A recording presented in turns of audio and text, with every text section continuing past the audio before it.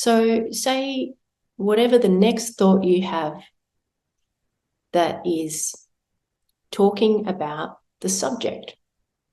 So it can be I, an I thought, me, this happens to me, anything that's talking about the subject. So just notice the next thought you have that's talking on behalf of the character.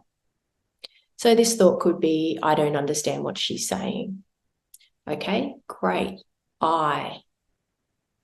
Now that is the subject, right? So what's happening? I don't understand what she's saying. Could be the thought.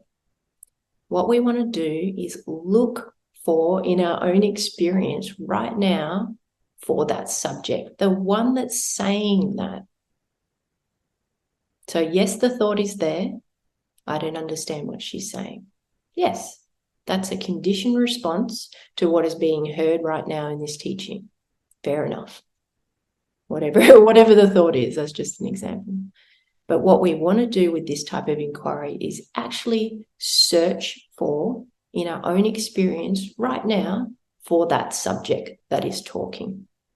And so we can do this in a number of ways, but we can just search. So look in our internal world for that one that is talking, for that one that is saying, I don't understand.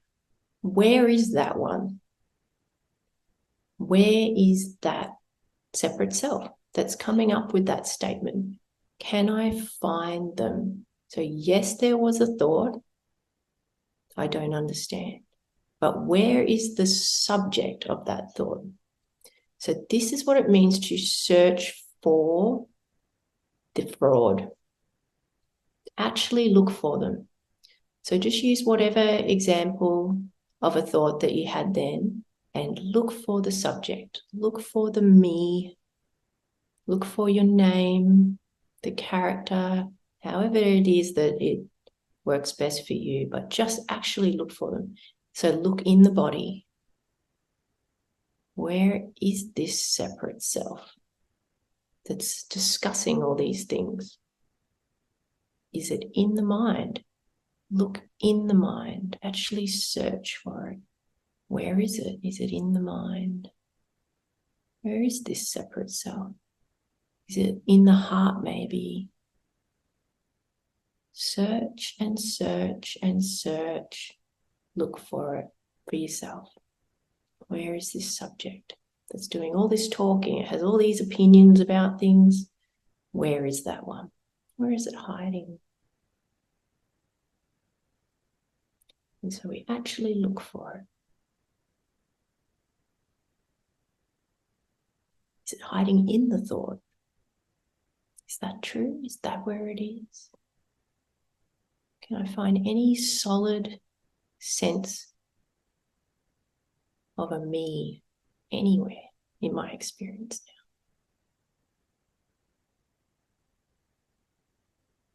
And so you can see you can do this with any thought really that talks about the subject, which is going to be the majority of thinking.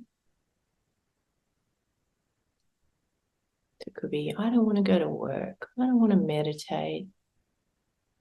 Who is that one that is talking? Let's find them now. So we actually go on a hunt to look for them. Rather than just letting it slide by like we normally do. Because when we do that, we buy into the illusion again. We buy into the illusion of separation. So we're calling it out by examining it. Where is this subject? And so we look and we look and we look for as long as it takes.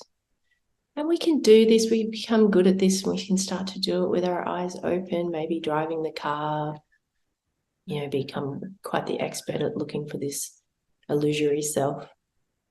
And what we'll start to establish, whether this is happening for you now or whether you need more time. So initially, it might take time, it might take hours.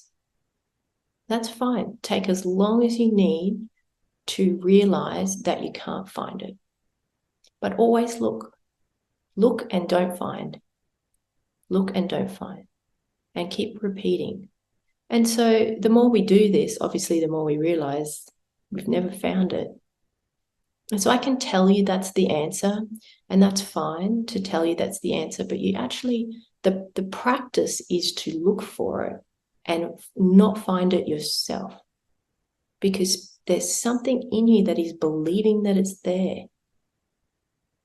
There's buying into that there's a separate self there. And so all you're doing is proving it to yourself that that's not true.